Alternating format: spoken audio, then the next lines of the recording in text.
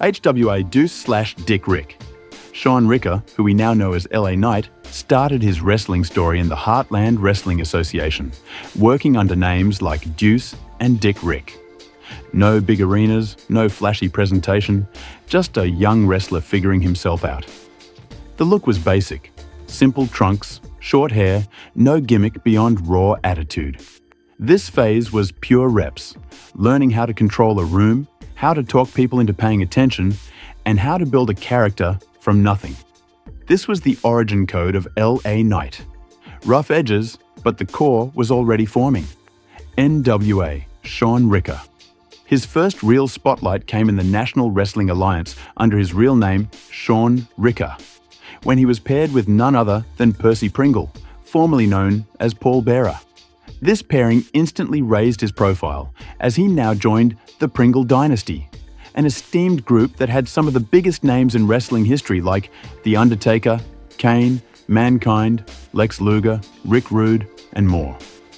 In the NWA, the presentation tightened up: red and yellow trunks, more swagger, and entrances that actually looked like TV wrestling. The promos got sharper too. As a heel, he leaned into arrogance and short, punchy lines that matched his rising confidence. Working with Percy Pringle gave him credibility, direction, and exposure he hadn't had before. And most of all, Percy's belief in him gave him the confidence to know that he belonged. Percy even left Shaun a message on his deathbed in 2013, saying he knew Shaun would become a star one day. He wasn't a top star quite yet, but this run in the NWA proved he could talk, he could perform, and he deserved to be on a bigger stage. NXT Slate Randall. In 2013, WWE brought him into the NXT system and repackaged him as Slate Randall. The look was clean-cut and generic: basic trunks, basic entrance. But the problem with this version was that it left him no room for personality.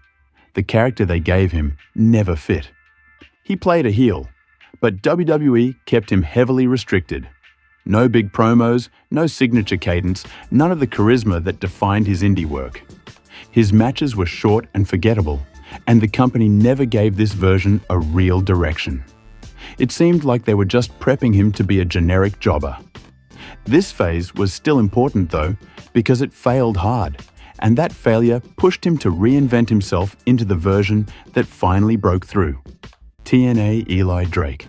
This is where everything finally clicked. In 2015, he joined TNA as Eli Drake, and he finally had the look, the confidence, and the mic game all working together. The presentation was sharp: sleeveless suits, leather jackets, black and gold trunks, and an entrance theme built around swagger. This was the full talker-first persona: fast cadence, punchline promos, and the now iconic "Dummy, yeah!" during his Fact of Life segments. He worked as a top-tier heel, feuding with names like Austin Aries, Abyss, Drew Galloway, Joe Hendry, and more. He won the TNA Tag Team titles with Scott Steiner, the TNA King of the Mountain Championship, the Impact Global Championship, and the TNA World Heavyweight Championship during this run. Over time, Drake became a star and was one of the company's most reliable personalities. This version is key because it's the prototype for everything LA Knight would become. Indie Eli Drake. After leaving TNA in 2019, he returned to the indie scene and immediately elevated himself as a proven veteran. He now wore a shiny black vest and all black ring gear. He carried himself like a top guy everywhere he went. Promos were crisp, controlled, and now fully refined. He made an appearance in Ring of Honor at the Best in the World event and tagged with Nick Aldis. And in 2020, he won the NWA Tag Team Championship with James Storm. These years kept him relevant and showed that he was ready for another shot with WWE. NXT LA Knight. In 2021, he re-signed with WWE and returned to NXT briefly as LA Knight. It finally felt like the system was ready to let him be himself. The look was on brand: sunglasses indoors, leather jackets, vests, and a lot of attitude. The promos were rapid-fire, confident, and unmistakably LA Knight. As a heel, He aligned with Ted after winning the $1 Million Championship during his feud with Cameron Grimes. He was the first person to hold the title in over a decade. It gave him TV time, character development, and a platform to showcase his mic work to a bigger audience.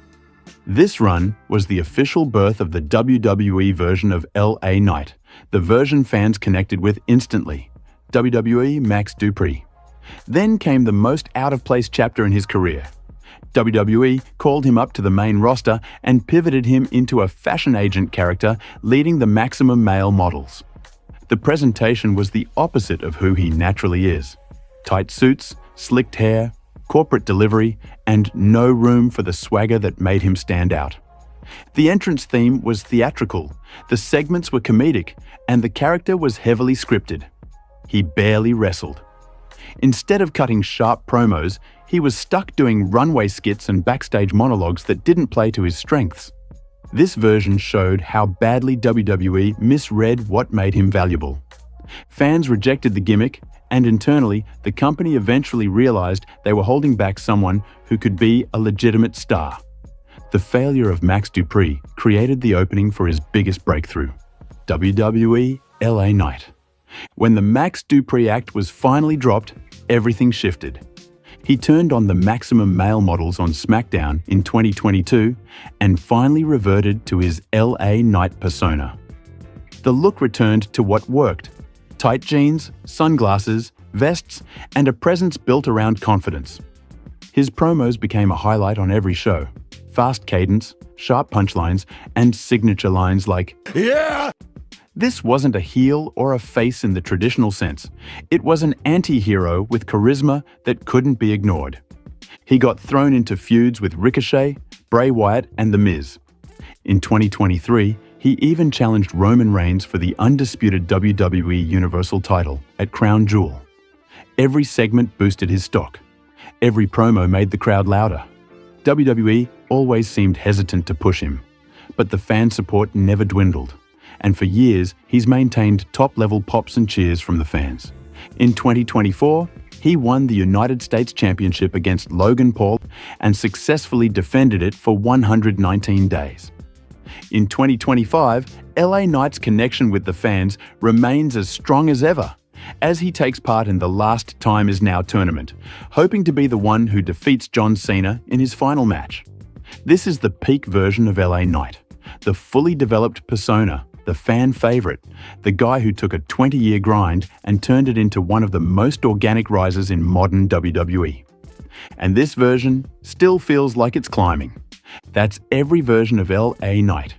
Please like the video and subscribe if you enjoyed.